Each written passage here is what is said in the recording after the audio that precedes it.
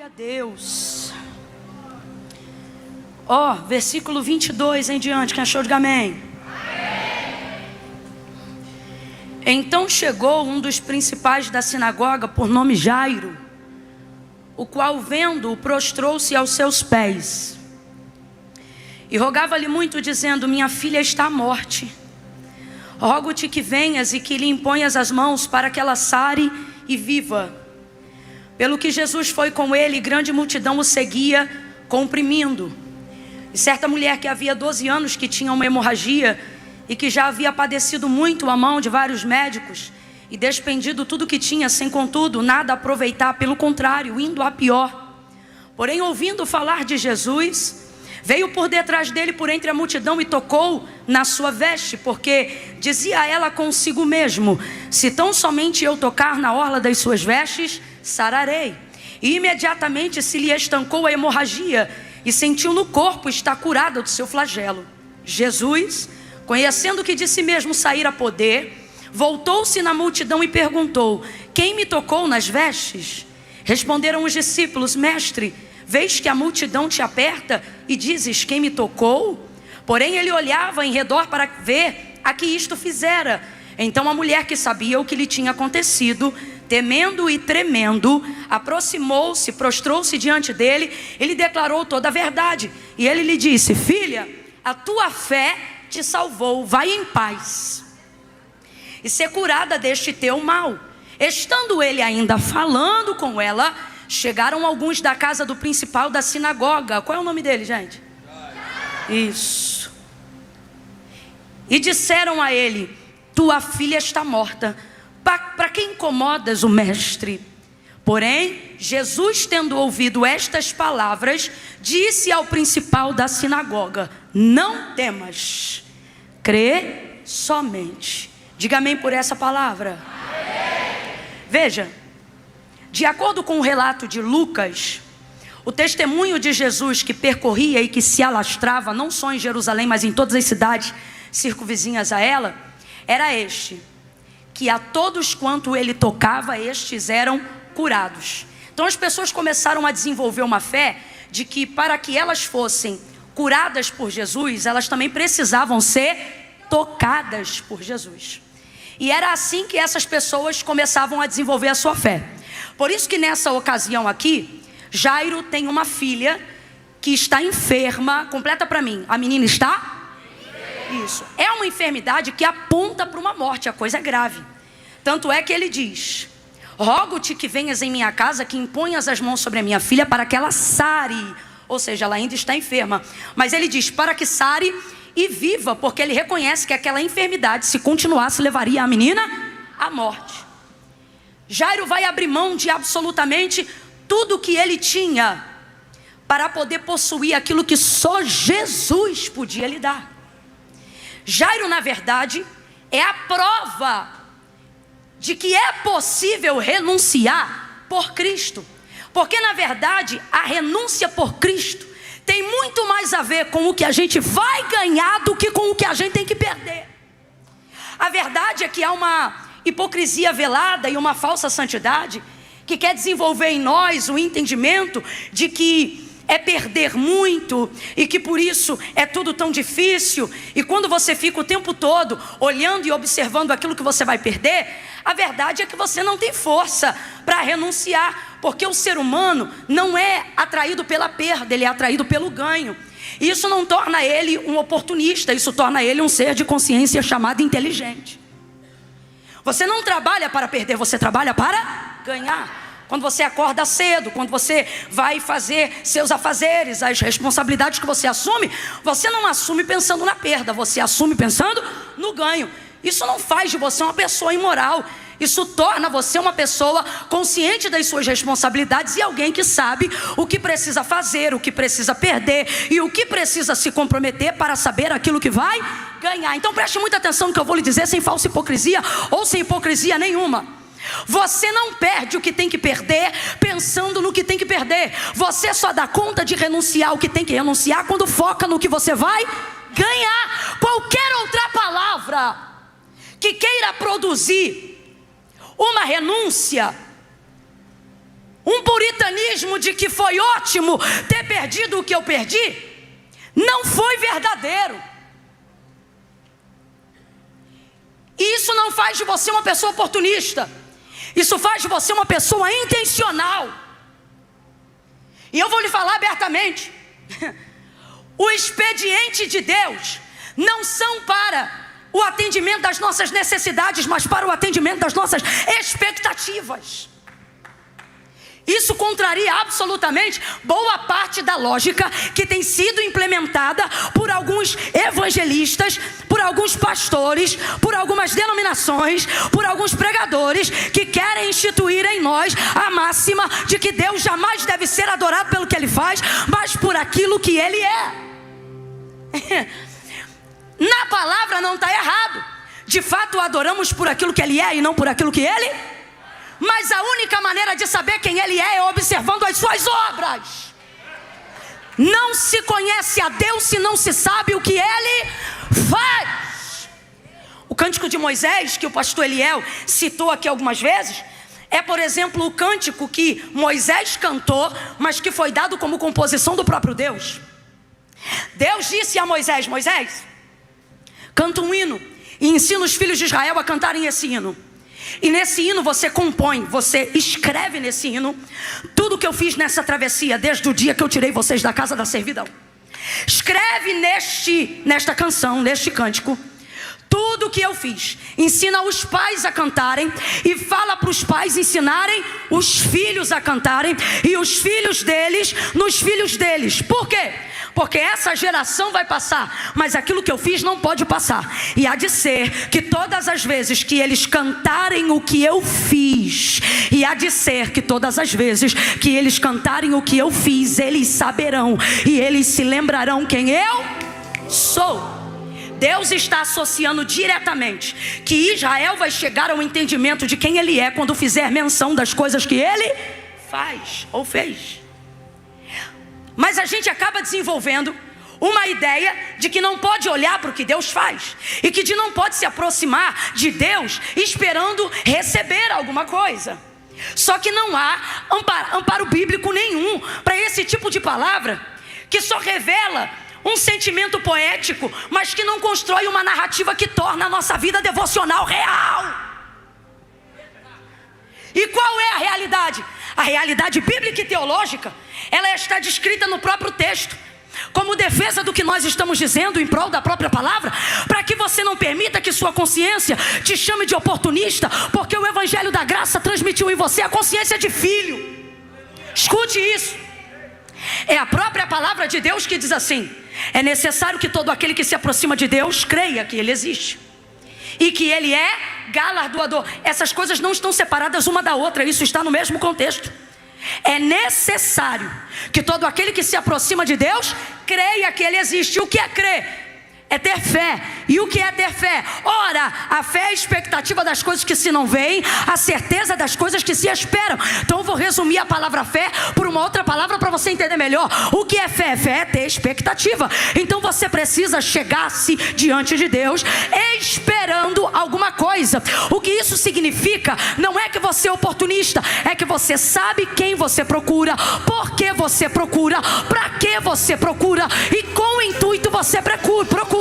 Então é necessário que todo aquele que se aproxima de Deus creia que Ele exista e que Ele é galardoador daqueles que o buscam. O próprio vai deixar claro pra gente, e Ele vai dizer assim: não pense vocês que se aproximando de Deus sem a intenção de receber alguma coisa das vossas orações, vocês serão atendidos, porque quem assim se aproxima dele não será ouvido.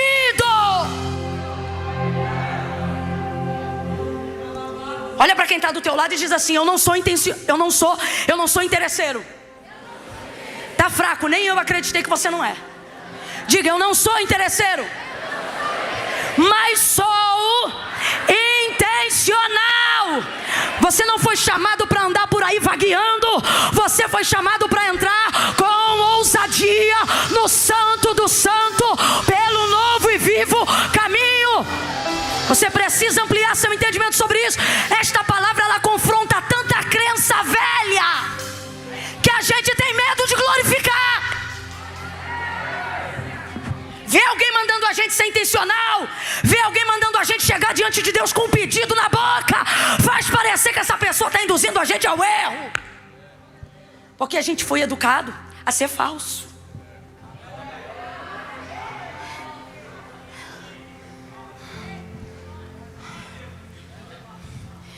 Achamos que orações legítimas são as orações regadas de necessidade. Outro equívoco. O que Deus vai dizer na primeira pessoa pela boca do profeta Isaías? Porque desde a antiguidade com o ouvido não se percebeu. Ou seja, nem de longe não há ninguém que seja semelhante. Nada do que se tem ouvido de qualquer outra coisa ou pessoa nem se compara. Não há ruído, não há absolutamente nada para que se possa comparar. Então ele vai dizer, porque desde a antiguidade com o ouvido não se ouviu e nem com o olho se viu um Deus que trabalha, veja isso, um Deus que trabalha, um Deus que por aqueles que precisam, um Deus que trabalha por aqueles que nele. Só duas verdades para o texto e eu te explico o que Jairo está fazendo. Primeira, por que não diz desde sempre, se o texto aponta para Deus, e Deus não é desde antigamente, mas é desde antes da eternidade, haja vista que a eternidade é filha dele. Mas por que o texto não diz que ele trabalha desde eternamente, mas trabalha desde antigamente? Coisa linda. E ela está certa. Olha o que nós vamos ver no livro do Gênesis. Havendo Deus feito todas as coisas, capítulo 1, versículo 31, no sétimo dia ele descansou. Viu Deus que tudo quanto tinha feito era muito bom. Havendo ele feito todas as coisas no sétimo dia, ele descansou. Foi esse dia que ele descansou como princípio, porque o único Deus que opera e que trabalha e que manda a gente trabalhar pelos mesmos princípios que ele trabalha, ele também se move por eles. Não, você nunca vai conhecer nenhum outro Deus, nenhuma outra religião mais coerente do que Jeová. Descansou. Só que depois de haver feito o homem, você está entendendo? Fez lua e descansou, fez sol e descansou, fez estrela e descansou, firmamento e descansou, separou mares, rios, oceanos, água doce de água salgada e descansou, firmamento e descansou, atmosfera, estratosfera e descansou, galáxias, universo, tudo que existe e tudo que há. E depois de haver feito todas as coisas, ele descansou. Mas depois de haver feito o homem, é isso mesmo. Olha para o teu irmão e diz, nunca mais. Nunca mais. Olha que vai passar tanto tempo depois do relato da criação. Nós estamos falando agora do Evangelho. E Jesus vai ser assunto aos céus depois de 33 anos e meio de vida. E ele vai dizer aos seus discípulos, eu vou para o meu Pai, porque meu Pai trabalha até agora. E eu também trabalho. Então o que o profeta Isaías está falando? Ou o que Deus está falando sobre si na boca do profeta Isaías? Eu não trabalho desde eternamente. Eu passei a desenvolver expediente de trabalho depois que eu fiz você. O salmista vai dizer no Salmo de número 8, pouco menor do que os anjos o fizeste, e de glória o vestiste e o coroaste. Isso aponta para o Messias, mas também aponta para a humanidade. O que Deus está dizendo é que o homem é o pináculo da sua criação. Camila, eu não me entendi. Deus está dizendo, o mundo sobrevive debaixo de palavra, mas para você eu dou meu expediente de trabalho. Para você eu crio plano, para você eu faço promessa, para você eu entrego novidade, com você eu fico de manhã, de tarde, de noite. Você dorme, mas eu não durmo. Você descansa, mas eu não descanso. O expediente da minha vida é cuidar de você. Deus não é como aquele pai que botou o nome na tua certidão e foi-se embora, ou que te dá o valorzinho fechado da pensão, que às vezes não passa nem de um salário mínimo, e acha que a mãe tem que dar conta de comprar fralda, leite e tudo com aquele salário. Não. Expediente. Abra comigo a sua boca e diga expediente. Puxa o X igual o carioca e diz expediente. Expediente. Desde a antiguidade com o ouvido não se ouviu. Por quê? Porque não foi desde sempre, foi desde que você nasceu. Desde que a humanidade foi gerada, Deus desenvolveu um expediente de atendimento pessoal e personalizado. Sua mente também é confrontada nessa hora, Porque você foi educado, sobretudo dentro da cultura brasileira, a viver sobre a expectativa de ninguém que trabalhe por você. Então essa hora é difícil também receber isso, porque na sua mente você cresceu ouvindo: na casa do bom homem quem não trabalha não come. Você cresceu ouvindo alguém dizer: trabalha, mexa-se, faça, seja, tenha. Aí de repente entrega a vida para Cristo, cultura do reino de Deus, da graça. Aí você ouve Jesus dizendo: não cuideis de andar ansiosos por coisa alguma, preocupados pelo que comeremos, pelo que beberemos. Eu não quero vocês ansiosos pelo que vestiremos. Saibam que o vosso Pai, que está no céu de todas essas coisas, tem cuidado de vós. Há uma dificuldade muito grande para a gente aceitar isso, porque você foi educado paulatinamente e intrinsecamente a sua vida inteira para você receber do que você faz. Então hoje, debaixo da graça de Deus, você quer mérito até para receber o que é espiritual. Deus não vai me abençoar porque eu não jejuo o suficiente. Não pode me abençoar porque eu não oro o suficiente. Eu não posso ser tão abençoada por Deus porque eu não sou tão santa quanto eu deveria ser. Eu não estou em tanta verdade, em tanta devoção quanto eu deveria estar. Então de repente uma porta se abre e eu desconfio de entrar, porque como eu não tenho tido muita intimidade com Deus, eu não sei se eu devo passar por ela, se Deus está comigo nela. E aí você vai vivendo Cristo cercado de medo, porque você cresceu para mérito. Aí o Senhor vai dizer: desde a antiguidade com o ouvido não se percebeu, com o olho não se viu, um Deus que trabalha por aqueles que nele esperam.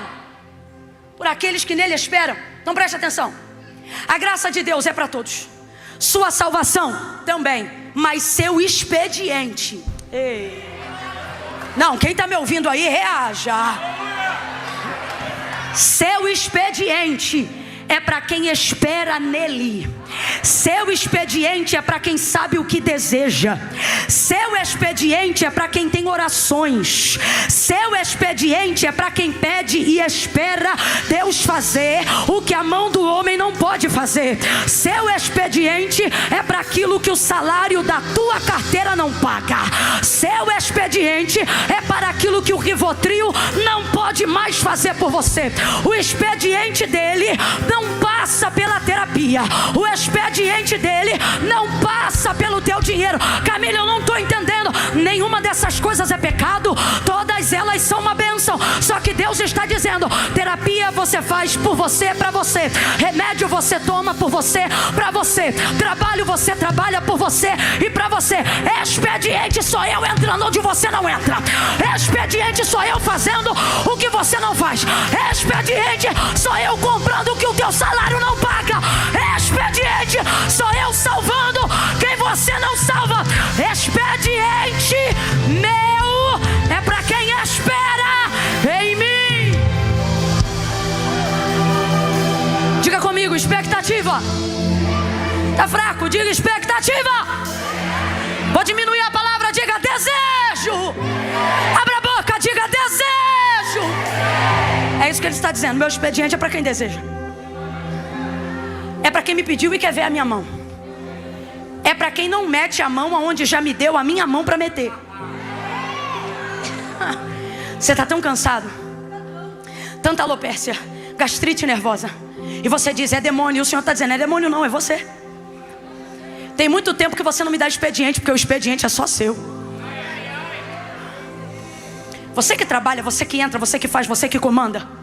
Você que governa, você que paga, você que investe, você que lucra, você que compra, você que levanta, você que tem ideia. É você que dá estratégia. É você que é a coluna, você que é a viga, você que é o telhado. É por isso que tu não dorme mais direito, não come mais direito, não espera mais direito, não descansa mais direito. Quando tu não era nada, quando tu era um vermezinho, quando tu não era coisa nenhuma, tu dobrava o joelhinho e dizia: Pai, se o Senhor não entrar, tu sabe que eu sou pequeno e não entro. Aí eu comecei a entrar, comecei a te abençoar. De funcionário eu te fiz sócio, de sócio eu te coloquei de CEO, de CEO eu te mandei abrir capital. Agora tu está arrebentando a boca do balão. E aí você pensa: sou poderoso. E Deus está dizendo: não é, porque você não suporta o auge. Você tem gastrite nervosa, você tem alopécia, você tem insônia, e você diz: é diabo. E o Senhor está dizendo: não é diabo, é você que nunca mais Deus me deixou trabalhar. Você agora só espera de você. Você não consegue largar o celular 24 horas. Se você tirar 30 dias de férias, a sua empresa cai. De canto, remas. O Senhor está dizendo: você está cansado porque não tem mais meu expediente. Vamos falar a verdade? De um tempo para cá o expediente é só seu. É você. Não, porque Deus, isso, sua conversa virou essa aqui, ó. Não, porque Deus ajuda, mas quem trabalha tem que se envolver, tem que entrar. E tem que. Se hoje Deus chegar para você e falar: aquietai-vos, você passa mal. Aquietai, você sabe. Se Deus chegar para você em dezembro agora, final de mês, época que você tem que acertar tudo que é imposto, tudo que é 13º.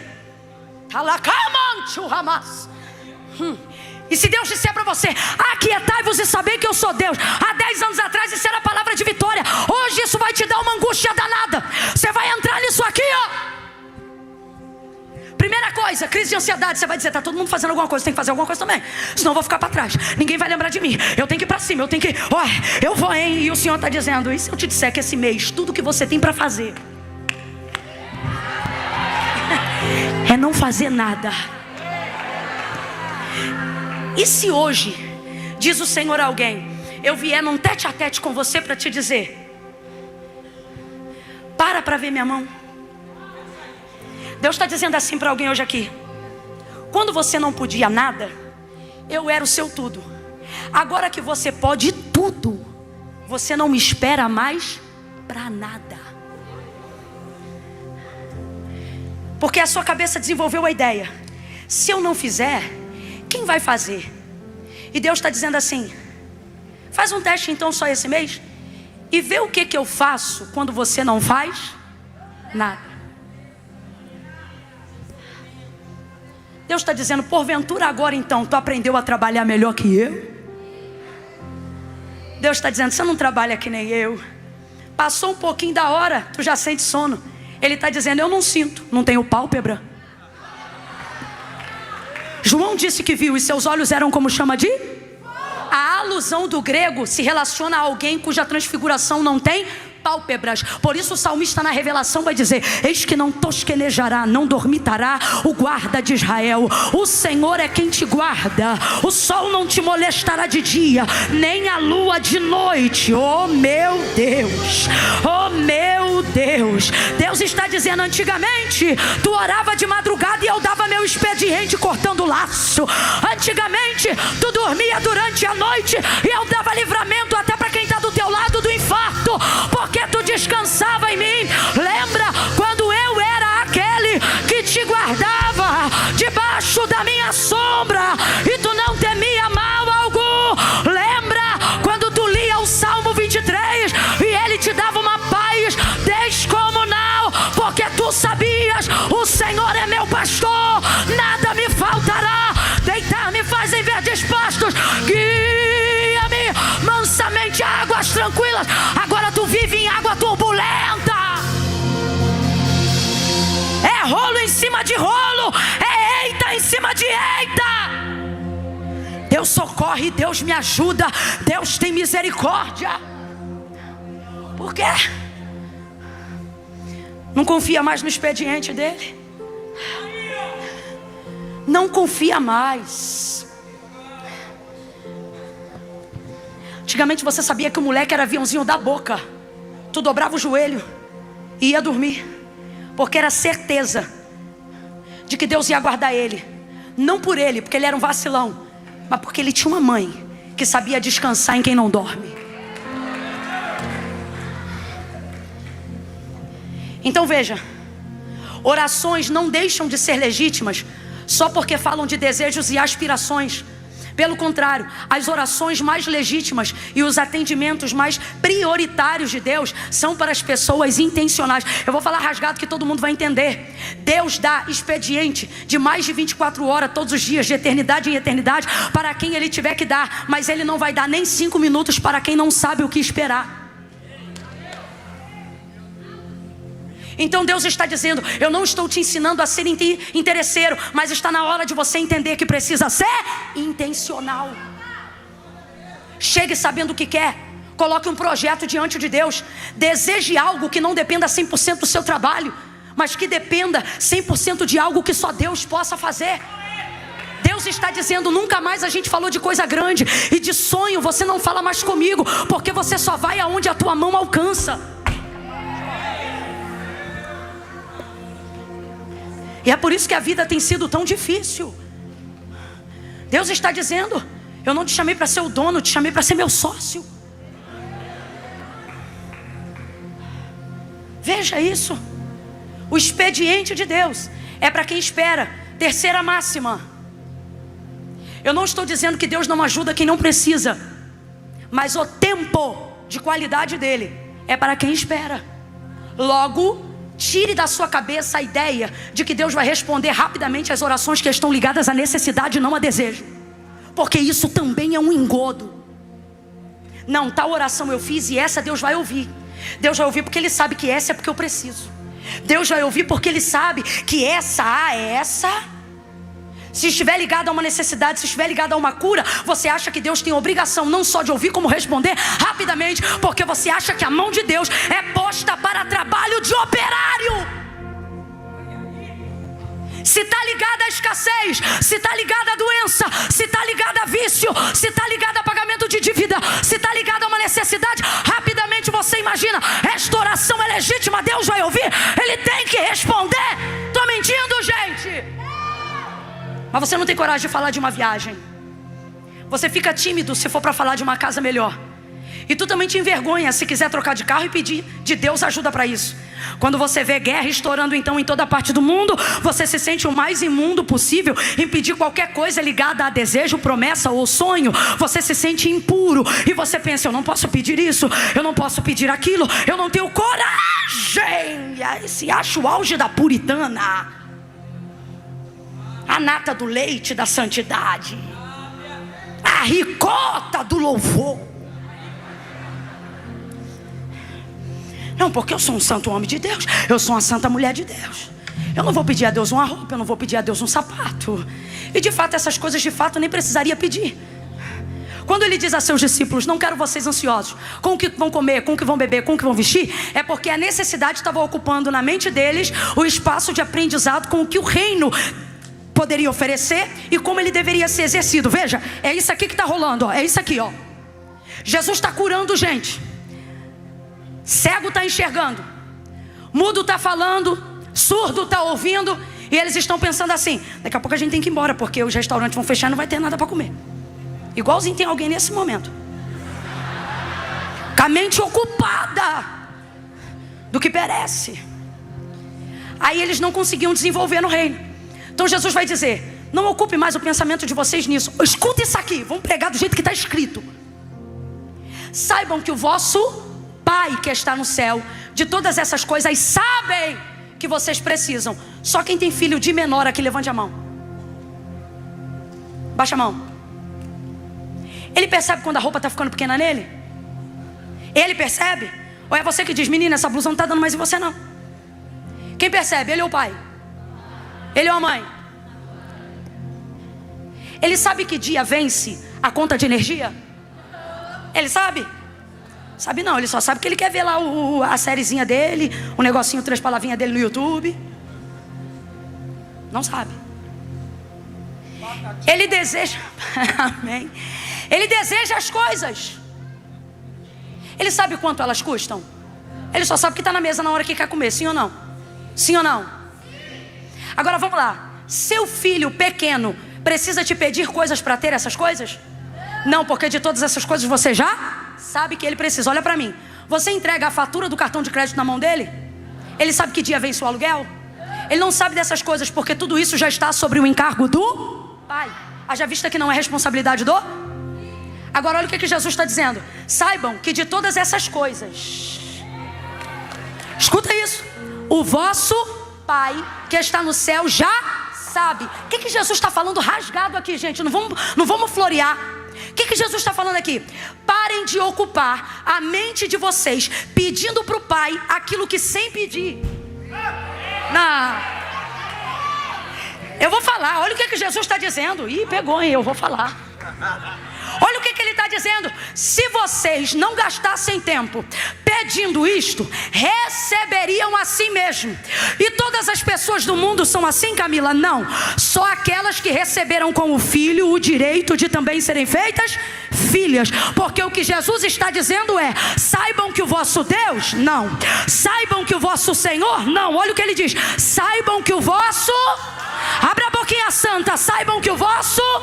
Então o que ele está dizendo? Quando você alcança o entendimento de filho, você não precisa ocupar tua mente só com escassez e necessidade. O pai vai corresponder o que o filho precisa, até sem pedir, se estiver ligado à área da necessidade. Agora é do dever do filho fazer os pedidos ousados que só Deus pode responder. Mas sua mente não consegue renunciar ao que precisa renunciar, porque alguém te ensinou que você não pode ver o que vai ganhar. E é por não saber o que vai ganhar que não tem força para perder. Se santificar, desenvolver disciplina espiritual. Você quer ver? Você é péssimo de devocional, mas é ótimo de campanha. Por quê? Porque quando somos movidos por necessidade, temos maior fluxo de oração. Porque fomos treinados a sermos movidos por necessidade. E quando nos tornamos espirituais, utilizamos o treinamento que nos ensinaram lá fora para uma cultura que não combina aqui dentro. Porque não conseguimos abrir a massa cinzenta, o lóbulo frontal, para deixar a palavra de Deus entrar do jeito que ela é escrita e não do jeito que os outros pregam. E entender que o que ele está dizendo é: filho, das suas necessidades eu cuido, mas dos seus desejos cuida você. Me mostra, me fala, conversa comigo. O que você quer? Aonde está o meu expediente? O expediente do nosso relacionamento. Jairo entendeu o que ia perder. Todos os arrobas ele ia perder. Todos os patrocinados ele ia perder. Tudo que vinha da sinagoga ele ia perder. O CNPJ dele ia quebrar. Convite de final de ano, aquele ano não ia ter. Jairo acabou-se. Jairo acabou-se. No dia que decidiu buscar Jesus para salvar a filha dele, Jairo acabou-se. Acabou-se. Só que ele viu o que ele ia ganhar: a vida da filha. E a vida vale mais do que qualquer outra coisa. E por que ele conseguiu perder e pôr a perder tudo o que ele tinha que perder? Porque ele focou no que ele ia ganhar. Jesus não veio te trazer hoje uma palavra bonita, mas um método eficaz.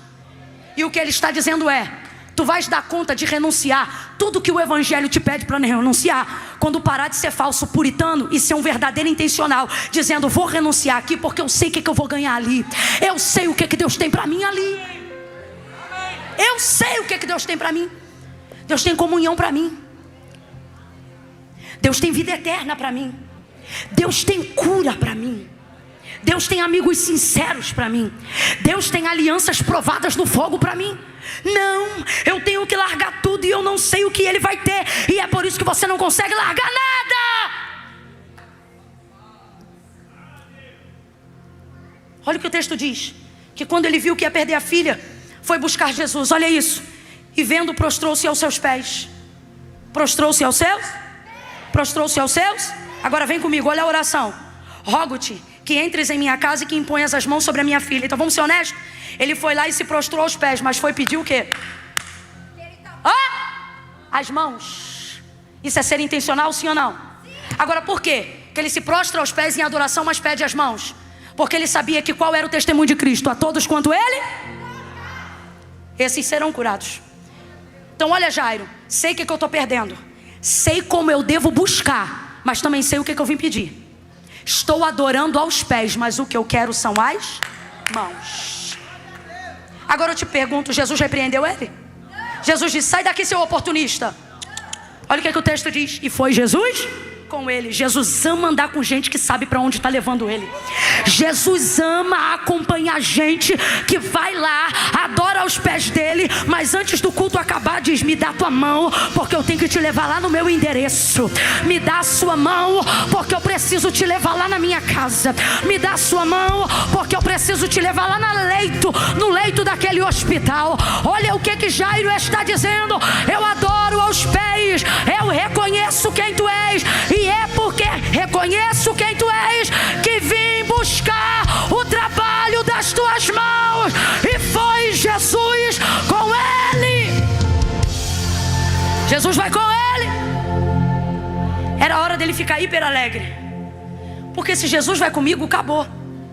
Você não precisa de Jesus de um feito, você precisa de Jesus de uma palavra.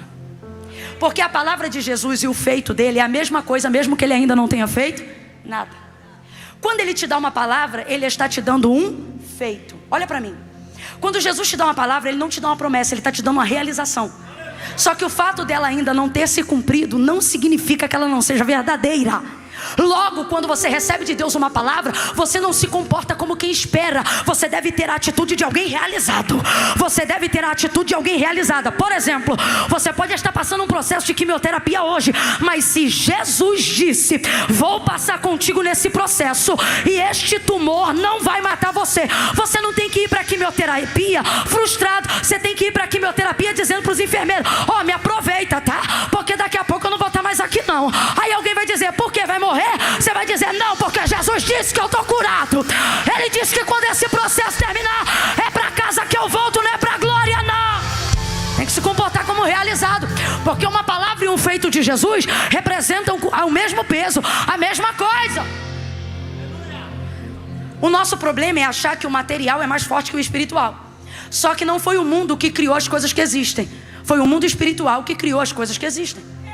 Logo, o que cria a realidade não é a matéria, é o Espírito.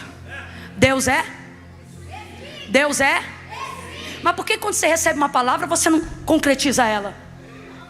Porque você pensa que o físico tem força e pressão maior do que o espiritual. Mas não tem. É por isso que profeta é diferente, mulher de Deus é diferente, intercessor é diferente, pastor é diferente. Tu entra no meio da maior crise do mundo, tá todo mundo desesperado, e você já entra já profetizando, liberando vitória. Vai acontecer, vai dar certo. E alguém diz, você é maluco, tá tudo dando errado, tá desabando, essa empresa vai falir. Aí você vai debaixo dessa palavra, não, te acalma, ainda este ano haverá boas notícias, Deus vai fazer assim, Deus vai fazer assim. Você começa a liberar a palavra que Deus te deu, e alguém não consegue compreender isso, porque emprega mais força no físico do que espiritual. Mas o autor da carta aos Hebreus diz que céus e terra, tudo que existe e há, não foi feito por prova aparente do que se vê, mas antes foram criados pelo poder da sua palavra. Quando Jesus vai com ele, ele já tem uma realização, só que ele não consegue entender porque ainda não viu. Vai Jesus com ele, qual é a fé de Jairo? Se ele tocar na minha filha vai ser curada. Se ele tocar na minha filha, ela sara. Ele toca, ela sara, ela vive. Ele toca, ela sara e vive. Ele toca, ela sara, vamos, e vai. Só que nessa que ele está indo, tem uma mulher que não pode ter a fé de Jairo, porque a fé de Jairo não salva ela. Não pode ter a fé da multidão, porque a fé da multidão não cura ela. Qual é o testemunho da fé das pessoas em Jesus? Todos quanto ele tocava, estes eram curados. Então só era curado quem por ele era. Só que ela era imunda, e de acordo com a lei de Moisés, Jesus não poderia tocar nela. Quem entendeu, diga amém. Ela poderia ficar em casa e dizer assim, olha, puxa vida, nunca vou receber vitória, porque só pode ser curado quem por ele é tocado. Ele não vai me tocar porque ele não quebra a lei, ele é legislador. Nunca me lê, ele quebrou o sábado. Outro dia a gente conversa sobre isso, mas Jesus nunca quebrou o sábado. A Bíblia e o sábado, a lei regimenta que a vida era maior do que o sábado. Jesus salvou vidas, Jesus não quebrava a lei. Não posso. É isso aqui que acontece quando você quer usar a fé das pessoas para atender os seus desejos. quando você quer usar o testemunho das pessoas para contar o seu. A fé daquela multidão que aperta Jesus. Se liga nisso aqui. Por que a multidão está apertando ele? Apertando. Está do lado do dono do milagre, mas não recebe o milagre. Porque a fé deles é esta: nós só podemos ser curados se ele nos tocar. Então está todo mundo apertando. Está todo mundo apertado nele, mas ninguém recebe. Porque você vai receber conforme a sua fé, conforme a sua expectativa. Porque Deus não corresponde necessidade, Deus corresponde desejo. O expediente de Deus é para quem cria expectativa. Por isso ele disse para Cananeia, quando libertou a filha dela: seja feito conforme a sua fé. Em outras versões, vá em paz, seja feito como você deseja. Essa mulher não tem a fé de Jairo, e nem pode, porque a fé de Jairo não serve para ela. Só pode ser curado quem por ele é tocado. Esse é o testemunho de Jesus, está em Lucas. Só pode ser curado quem por ele é tocado. E o sangue está descendo. Só pode ser curado quem por ele é tocado. Anêmica. Só pode ser curado quem por ele é tocado. Hemorrágica. Só pode ser curado quem por ele é tocado.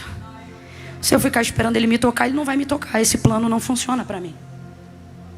Essa fé não funciona para mim. Esse testemunho não funciona para mim. Porque minha vida não é igual a de todo mundo. Minha vida é diferente dos outros. Meu marido é diferente dos outros. Meu filho é diferente dos outros.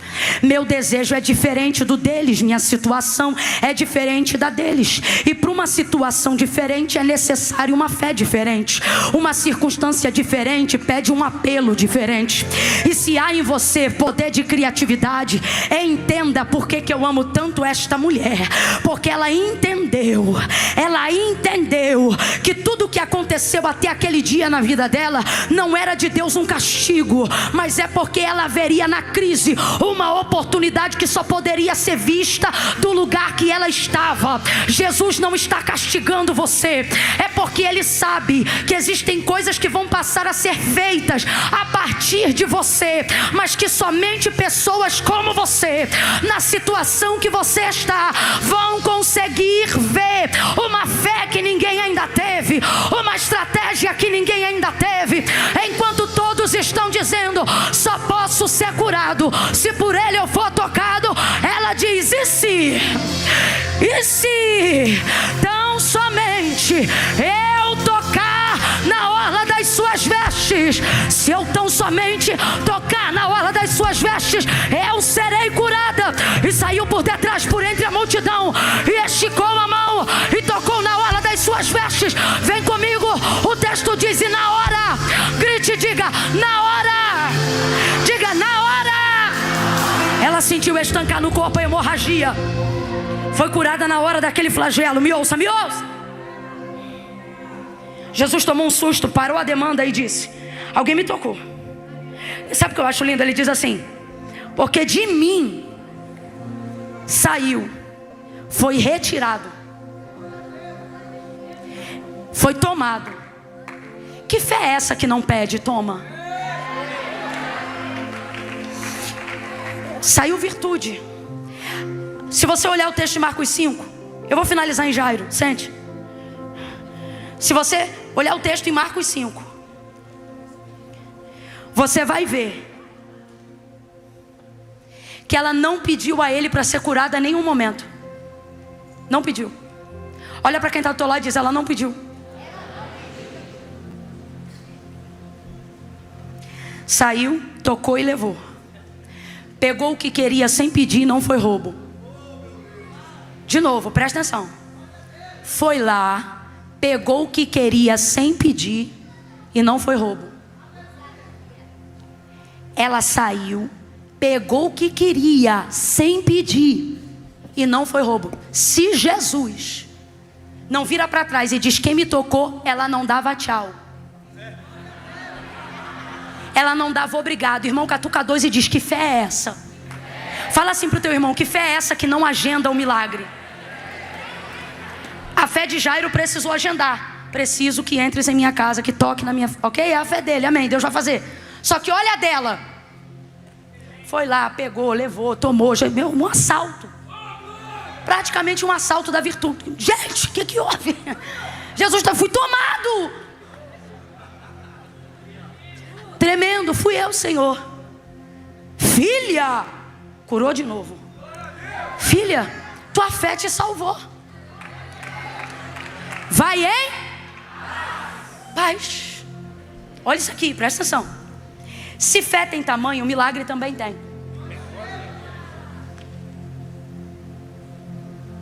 Jairo, presta atenção nisso aqui. Eu prometo que eu vou encerrar aqui. Jairo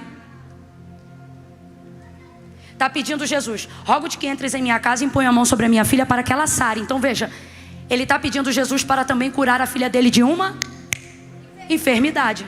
De uma enfermidade. A mulher vai ser curada de uma enfermidade e nem pedir, ela vai. Agora, pasme. Jairo, que chegou primeiro, completa aí. Jairo que chegou e que pediu primeiro, vai ver quem chegou depois receber na frente dele o que ele pediu primeiro. Agora vem comigo. Imagina que você está levando Jesus às pressas à tua casa para curar tua filha que vai morrer. No caminho que já está devagar, porque a multidão torna lenta a caminhada do socorro que você está levando para a tua casa. Então, como se já não bastasse a aflição de estar fazendo esse caminho, e o homem desesperado que a menina está morrendo, e Jesus vai indo devagar para piorar, ele para. A mulher, eu faço ideia dele olhando, porque era o principal da sinagoga, pensando: lá, eu deixei de fora da sinagoga, mas ela me atrapalha até aqui. Tá ela lá, curada. Quando ela está curada, que o que já era ruim para Jairo por estar devagar, para de vez.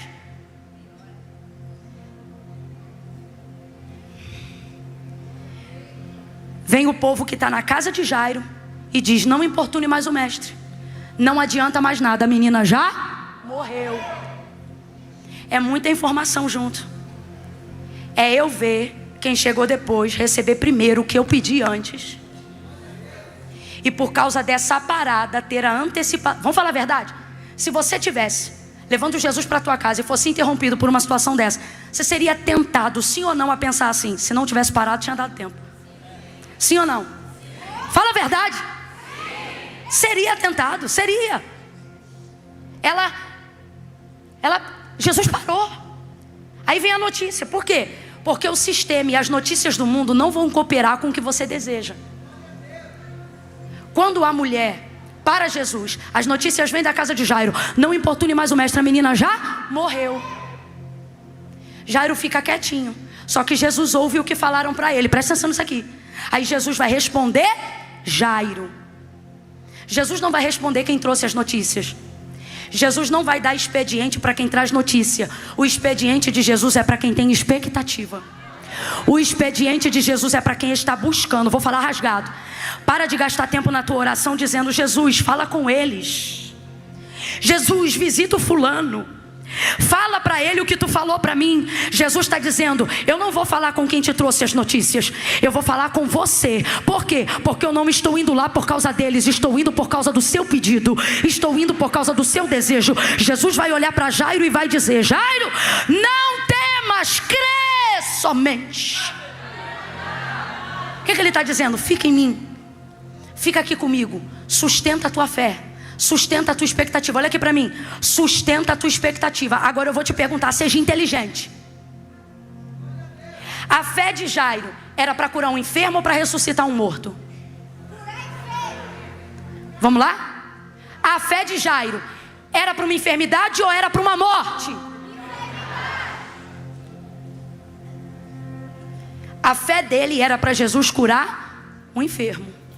Só que no meio do caminho, o que aconteceu? A menina... Ele tem fé para a menina ressuscitar?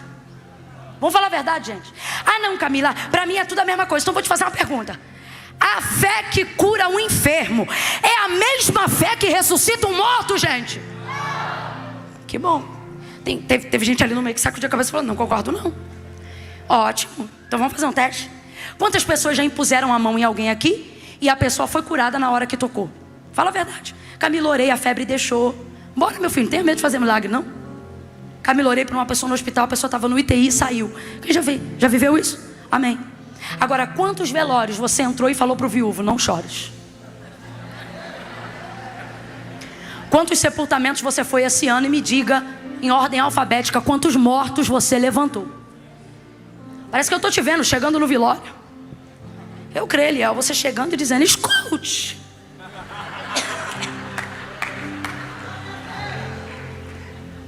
Então veja, a fé que cura um enfermo é a mesma que ressuscita um morto?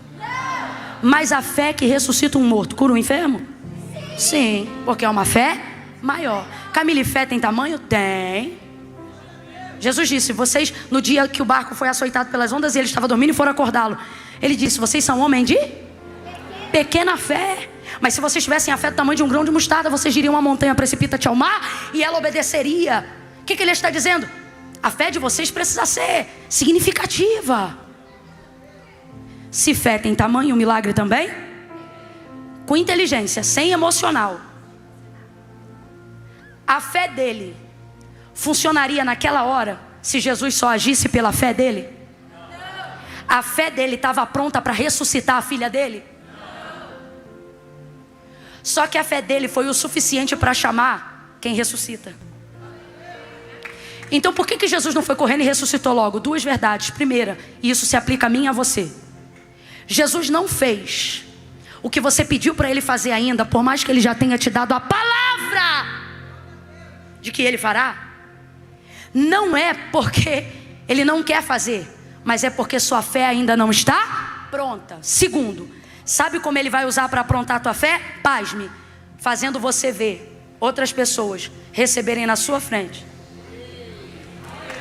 o que você pediu primeiro. Não precisa aplaudir não, eu também não aplaudiria. Dá um desânimo nessa hora. Você disse, você está pregando aí até agora para dizer que Jesus vai fazer as pessoas que vieram depois receberem primeiro o que eu pedi para ele antes? Sim. Porque Jesus tem aqui duas opções para Jairo. Primeira, ou você pode murmurar e falar, desgraçada, se não tivesse travado ele, minha filha estava viva. Ou ele pode entender que pela primeira vez ele está vendo alguém receber um milagre de um jeito totalmente diferente do que ele sabia que Jesus era capaz de fazer. Qual era a fé de Jairo? Só pode receber milagre quem por ele é tocado. Agora vem uma mulher que toca na orla das vestes e é curada na hora. O que ele está vendo? Ele é bem mais poderoso do que eu pensava. Ele é bem maior do que eu imaginava. Ele tem bem mais poder e age de maneiras diferentes. Então a sua fé poderia ser edificada. Camila, eu ainda não entendi. Vai entender agora. O milagre do teu irmão acrescenta a tua fé. Jesus está te preparando para fazer na tua casa uma coisa maior do que a que você pediu. Sacode 2 ou 3 aí agora e diga, Jesus pode fazer na tua vida primeiro. Eu não vou ligar não. Abençoa alguém aí e diz, eu quero que ele te abençoe primeiro. Eu quero que ele te abençoe aí primeiro. De pé como estamos. Jairo, não temas, crê somente. O que ele está dizendo? Fica comigo, olha para mim. A fé que você tinha quando pediu para Jesus fazer lá atrás o que você queria que ele fizesse, a empresa que você queria, a salvação que você pediu, ela foi muito boa para buscar Jesus. Mas desde o dia que você conheceu Jesus, Jesus sabia que essa fé não era o suficiente para o que você estava pedindo. Por quê? Porque no caminho dele até lá, ele sabia que iriam acontecer coisas que iriam provar a sua fé. Quando você pede uma coisa para Jesus, você só se vê no caminho de ida pedindo, não se vê no caminho de volta recebendo. E é no caminho de volta que os paranauês acontecem. Como diz o carioca, é na volta que as paradas acontecem. É na volta que os outros ficam doentes. É na volta que você descobre enfermidade. É na volta que você descobre que a coisa ruim era pior do que você pensava. Que o amigo é inimigo. Que o colega é traidor. Que a situação se agigantou. E aí se Jesus te deixa naquela fé que tu foi buscar, tu é o primeiro a dizer, Jesus, precisa mais ir lá em casa não. Só que olha Jesus dizendo para Jairo, Jairo, fica comigo, olha para mim. que ele está dizendo? Junto, aqui ó, fica no que você pediu, fica no que você precisa, fica em mim. Ei, cala, Jesus está dizendo claramente a alguém aqui hoje: você é intencional, você fez um pedido, você desejou algo, você quis um sonho, você pediu uma empresa, você pediu um casamento, você pediu a salvação de um ente querido, mas no meio do que Deus está dizendo: você me pediu aquela faculdade e não essa que você está cozinhando em banho-maria porque a outra era mais cara. Jesus está dizendo: sustenta o que você me pediu, porque eu vou sustentar a fé que você não tem para fazer maior do que o que você me pediu. Diga-me agora, a cura da mulher do fluxo de sangue foi o máximo, sim ou não? Mas diga para mim a real, o que é maior para se contar?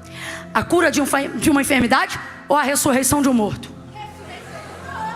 Isso é tão verdade que depois que Lázaro ressuscitou, procuravam matar ele, porque ele era um testemunho vivo, claro, do poder de Deus. Deus está dizendo: não desista, porque está vendo os outros receberem. Não desista, porque as coisas pioraram no caminho. Não desista. Por que não, Camila? Tudo isto está acontecendo porque você me pediu uma coisa, mas o que eu vou fazer é muito maior,